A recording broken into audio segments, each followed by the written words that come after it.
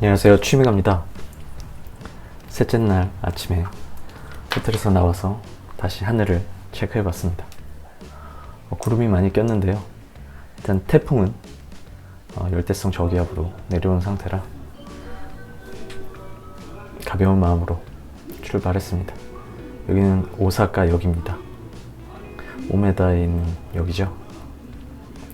오메다에서 시간을 보내도 역 안에 이렇게 직접 들어올 일은 없었는데 오늘의 목적지에 가기 위해서 승강장에 들어와 봤습니다.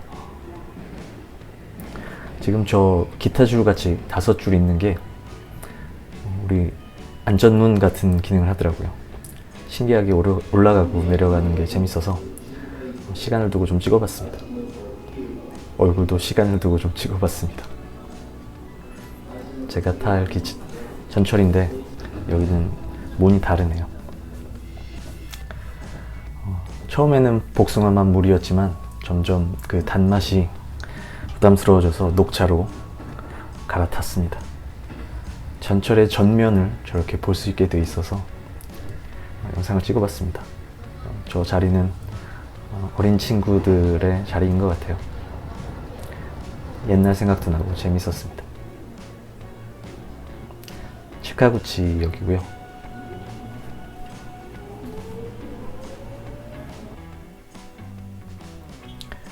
JR선을 타고 온 치카구치 역의 역사 모습입니다. 이렇게 도심에서 떨어진 외곽 지역에 가게 되면 역사 모습하고 역사 앞의 모습을 꼭 찍게 되는 것 같아요.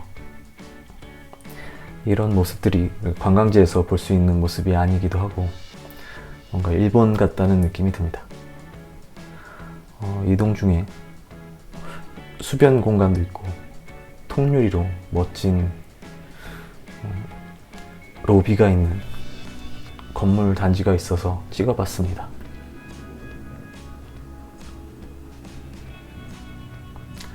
네, 앞에 있는 육교에 올라가서 돌아봤더니 고급 맨션이었던 것 같아요. 저 5개의 주차장이 있고 따로 입구가 있는 게 일본의 고급 아파트구나라는 생각을 했습니다. 일본 스틸이 보이는 길 옆에 스즈키 간판이 보입니다. 네, 여기는 스즈키 매장을 보려고 온 거고요. 잘 보고 나왔습니다.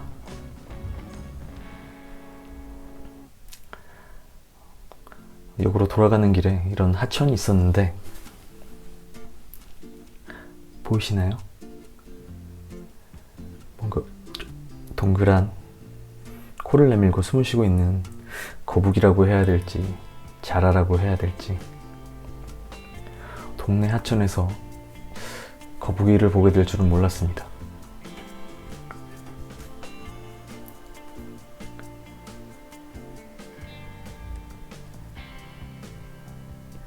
저희 집 근처에도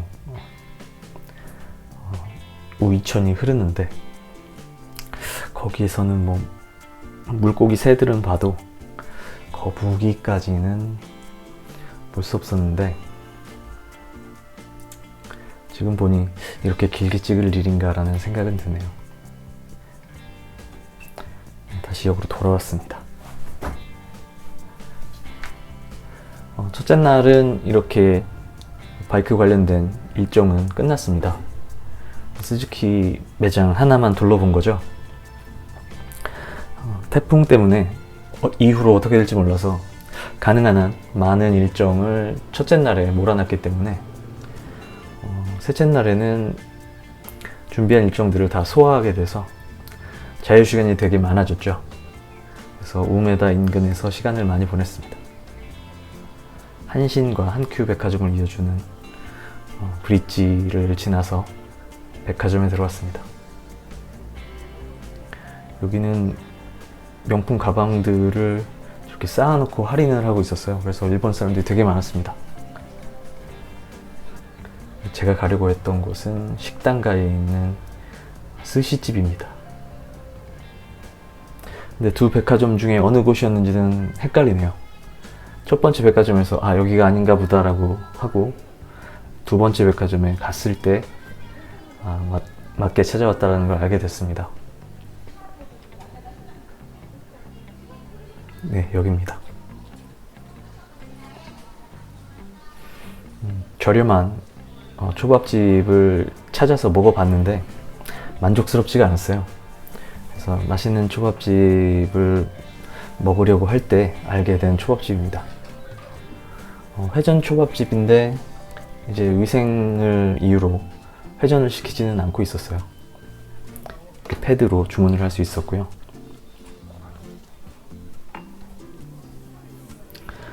회전 초밥집임에도 가격이 좀 있는 가게였습니다. 아무래도 백화점에 입점을 해 있기도 하고 나오는 초밥의 질도 저렴하지 않은 초밥이라고 느껴졌어요. 잘 모르지만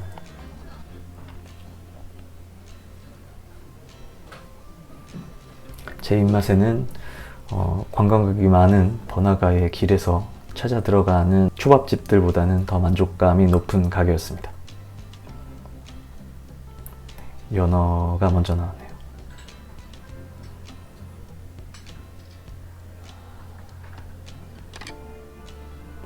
연어도 뭐 고급하고 일반 이렇게 나눠서 메뉴가 있었는데 이거는 고급 연어였습니다.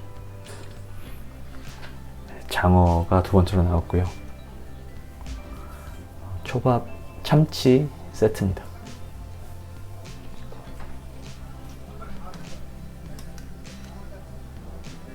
다 나올 때까지 모아서 찍고 먹기에는 빨리 먹고 싶기도 하고 해서 접시는 하나씩 비어있죠. 이런 풀샷을 시작하기 전에 몇 개 먹었습니다. 초밥, 특히 참치 같은 경우에는 일본에서 먹는 게 맛이 있는데 제가 이전 여행에서 친구하고 이 집을 처음 갔을 때 가장 인상적이었던 거는 신기하게도 김이었습니다. 일본의 김을 제대로 먹어본 적도 많지 않았지만 저 김말이에 쓰이는 김이 아주 고소하고 풍미가 있어서 그리고 바삭하기도 했고 김의 맛이 다른 생선의 맛을 다 압도한다라는 느낌을 받았어요.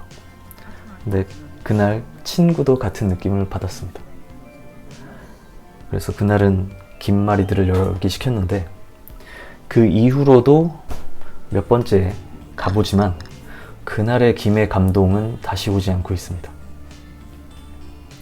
그게 아쉬운 부분이에요. 일본에 가지 않으면 맛볼 수 없는 느낌이었기 때문에 더욱더 기대하고 있는데 그때 그 감동을 다시 느끼지 못했습니다. 대게 다리 튀김이 나왔네요.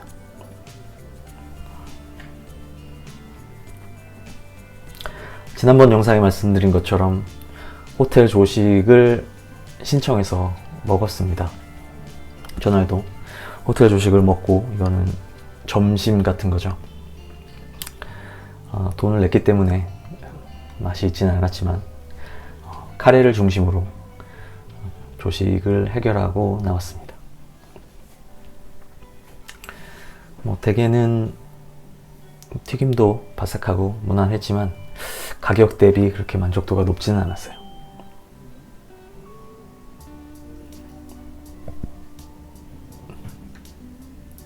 이거는 불질을 한 흰살 생선이었습니다.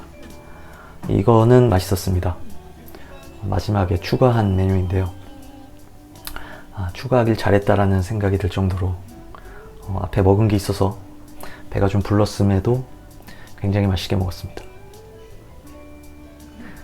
초밥이나 회에 대해서 아는 바가 많지 않아서 거의 운에 맡기듯이 주문을 했습니다. 그리고 맛있게 다 먹고 나왔습니다. 네, 먹었던 가게를 뒤에 두고 한번 찍어봤습니다. 그랜드 프론트 오사카라는 쇼핑몰입니다. 오사카 역에서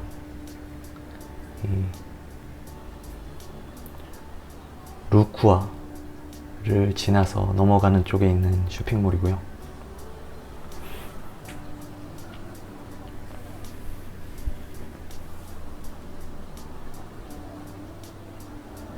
아까 한신 한큐 백화점이 있었던 쪽하고는 지하철 선로를 기준으로 반대편에 있는 곳입니다. 저 번쩍거리는 건물은 이전에 여행에서는 공사 중이었는데 이제 공사가 완료된 모습이네요.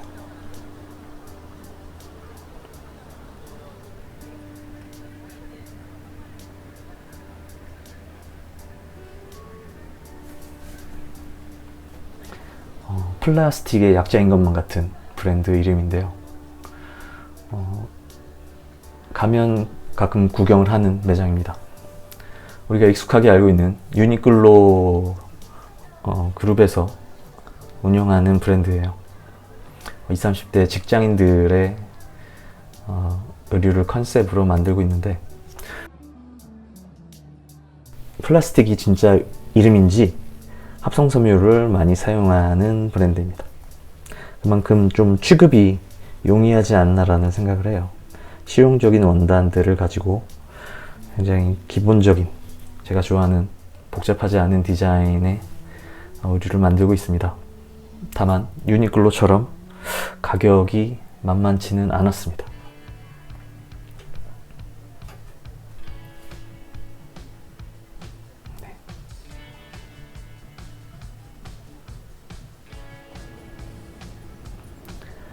이번에는 다시 반대쪽으로 넘어와서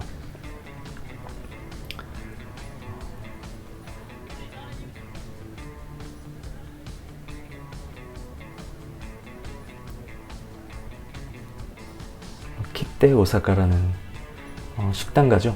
재정비를 한 것 같아요. 친구가 한번 가봐라, 밥 먹을 때가 마땅치 않으면 가봐라라고 해서 밥을 먹고 갔습니다. 푸드코트가 아니고 식당 가기 때문에 사실 밖에서는 뭘 찍을 수 있는 게 없어서 영상은 여기까지고요. 다만 제 감상은 저런 식당가들이 재정비가 되면 사람들이 한 번씩 가서 다 확인해 보는 것 같아요. 뭔가 여유가 있는 느낌입니다.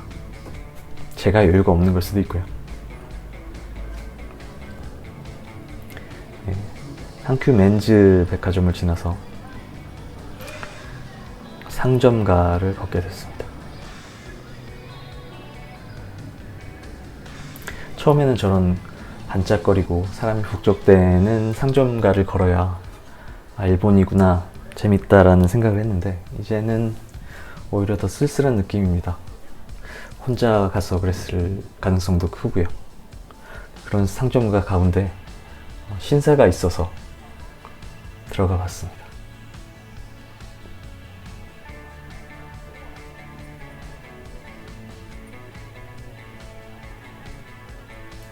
지난번 영상에서는 시내의 빌딩숲 뒷골목에 온천처럼 혹은 숙박시설처럼 보였던 오래된 집이 있어서 봤더니 교회였죠. 여기는 신사입니다. 종교시설이 도심에 큰 규모로 자리를 잡고 있네요.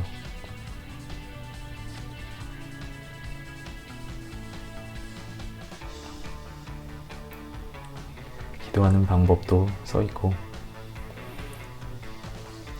통번역기를 이용하면 충분한 설명을 볼 수 있겠지만 그냥 둘러보고만 왔습니다.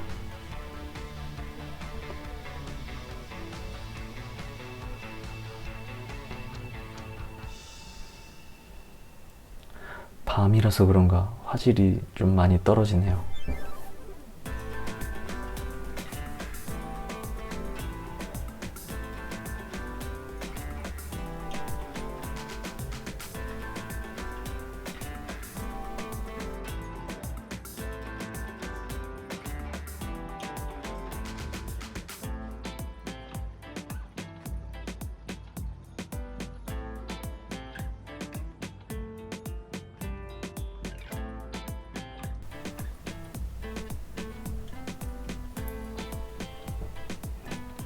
궁금하실 분들 위해서 한번 짧게 준비해봤습니다.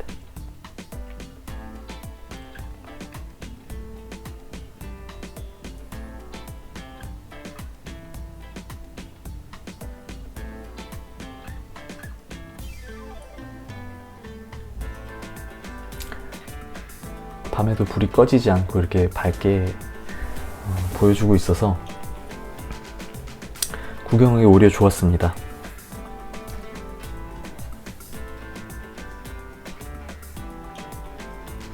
기념품 가게도 보이고요.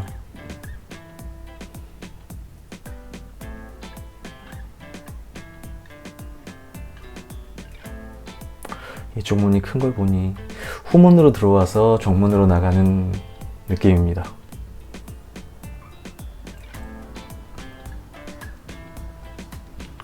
저의 일본어는 늘지를 않고 있네요.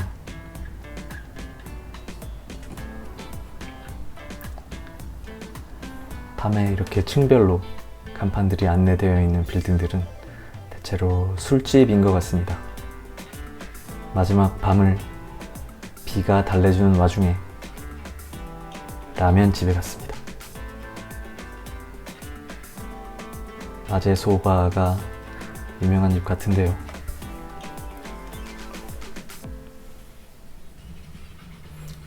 한국어로 주문을 할 수가 있었습니다.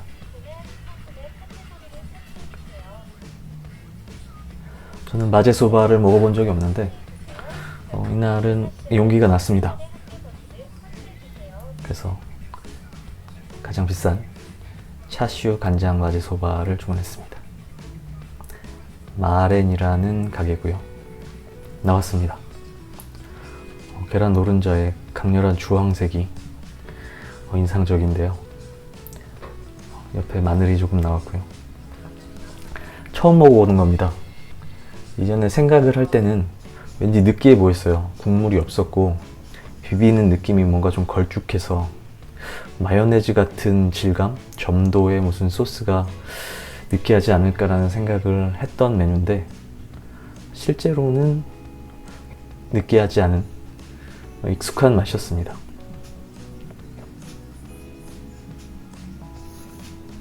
왜 인기인지 알 정도로 면이나 소스나 중간에 들어간 양파, 다진 양파 같은 것들이 맛의 균형을 잘 맞추는 것 같아요.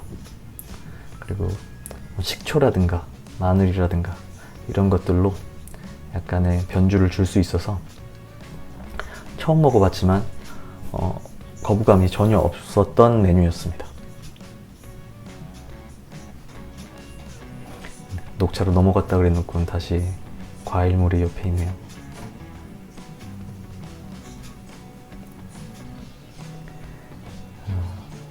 보시는 분들도 부담스럽겠지만 저도 마음의 부담을 이겨내고 얼굴이 나오는 먹방을 찍어봤습니다.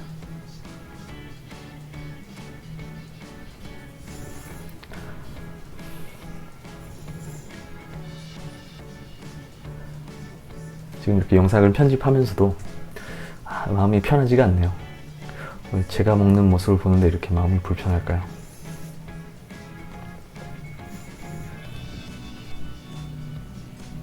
네, 맛있게 다 먹었습니다.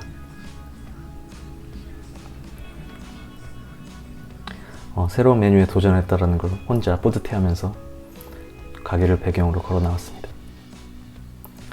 여기는 또 다른 호텔 근처에 있는 라면집입니다.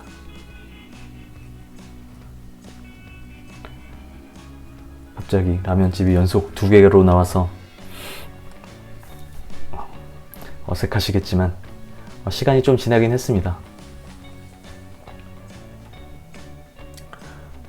보루라는 가게인 것 같은데요.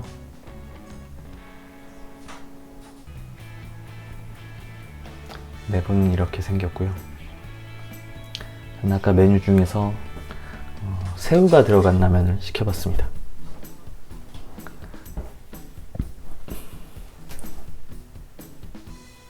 한글로 된 설명이 여기저기 붙어 있었습니다.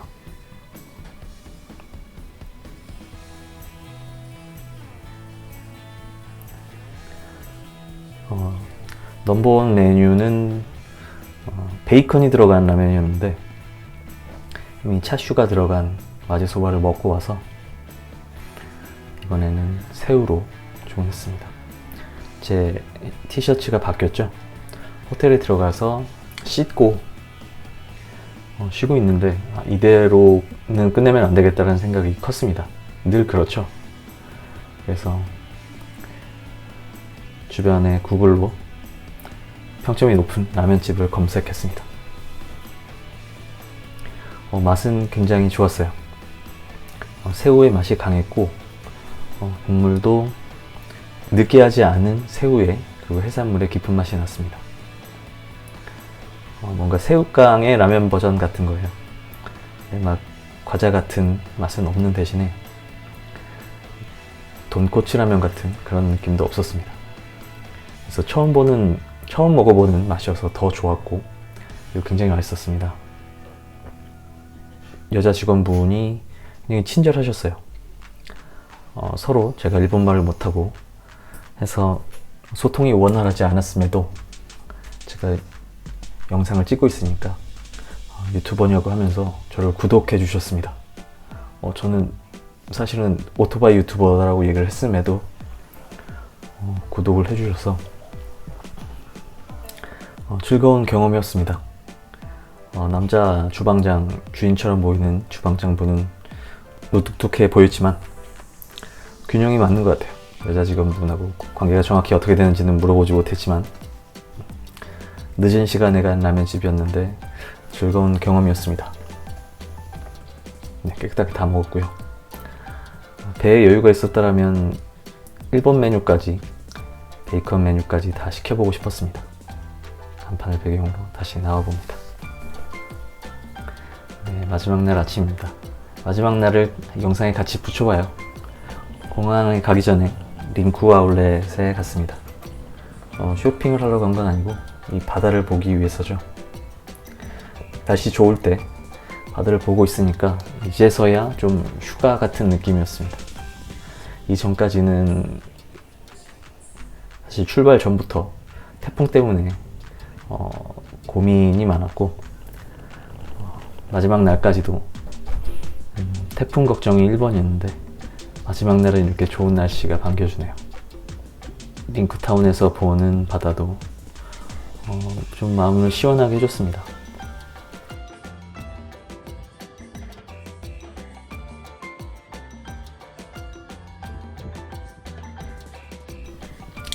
저 넘어가 공항이죠.